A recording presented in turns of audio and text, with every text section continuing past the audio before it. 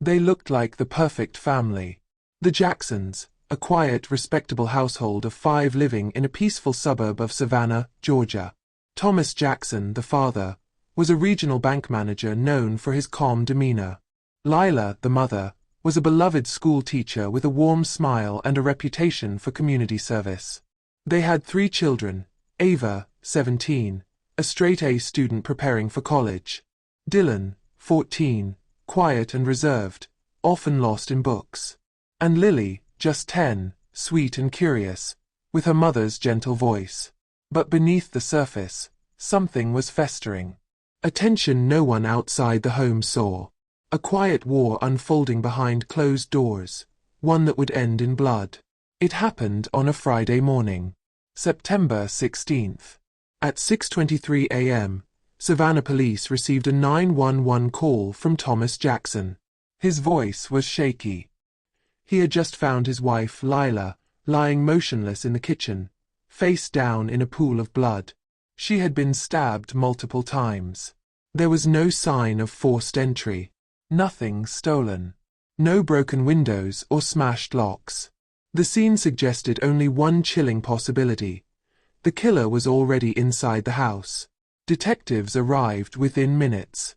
The home was immediately sealed off. All 5 family members had been home that night. The only outsiders were emergency responders. The initial interviews were filled with confusion and emotion. Thomas claimed he had fallen asleep on the couch and awoke to find his wife dead. Ava said she had heard footsteps in the hallway around 2 a.m., but assumed it was one of her siblings going to the bathroom. Dylan said he slept through the night. And Lily was too young, too traumatized to give coherent answers. But something felt off. None of their stories aligned. Timelines were inconsistent. And more importantly, the murder weapon, a kitchen knife, was taken from the family's own drawer. This was not a robbery. This was personal. Investigators turned to the house's smart home system. The Jacksons had installed voice-activated smart speakers in every major room. That night, a voice command was logged at precisely 2:13 a.m. Turn off all lights. The voice ID software matched the command to Dylan, the quiet middle child. When police questioned Dylan again, he hesitated. Then he broke down. Through tears, he claimed he saw Ava in the kitchen that night, wearing gloves, holding a knife. He said she had wiped it clean and crept back upstairs. Ava denied everything. But when detectives searched her closet, they found a pair of latex gloves. One had a faint, almost invisible smear of blood. Lab analysis later confirmed it was Lila's. Ava was arrested 2 days later. Her classmates were stunned. Her teachers were speechless. The community couldn't believe it. The star student, the future Ivy League hopeful, accused of murdering her own mother. Prosecutors moved quickly. They framed Ava as a high-achieving perfectionist under extreme pressure, someone who cracked under her mother's strict expectations. But the truth wasn't so simple. In the weeks before the trial, Ava's defense team uncovered a private journal under her bed. Its entries were angry, emotional, sometimes disturbing. She doesn't love me. She controls everything I do. And one entry stood out. If she were gone, maybe I could finally breathe. It painted a portrait of a teenager in pain. But it wasn't proof of murder. Still, the prosecution hammered the narrative. A daughter pushed too far. On October 12th, Ava was found guilty of second-degree murder.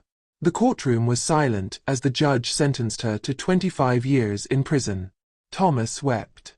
Dylan stared blankly. Lily clung to her father. But the case, and the family, weren't done unraveling.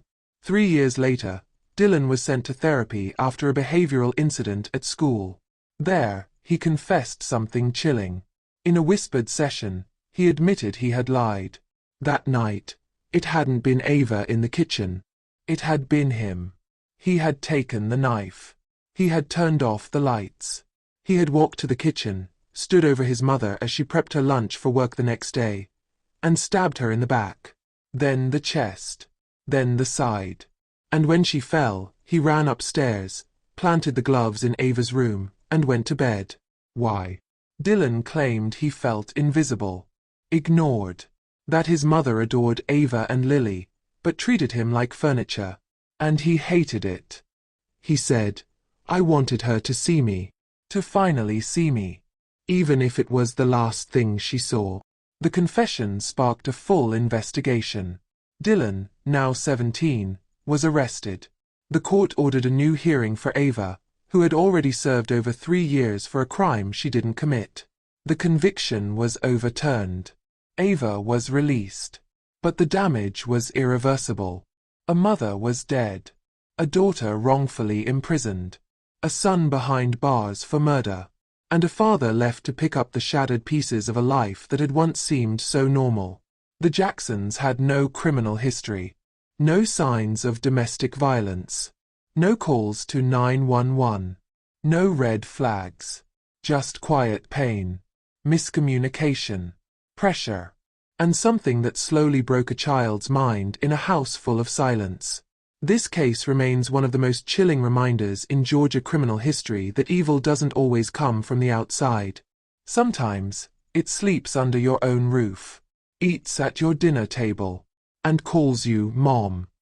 Because in family crimes, the hardest part isn't what happens. It's realizing who did it.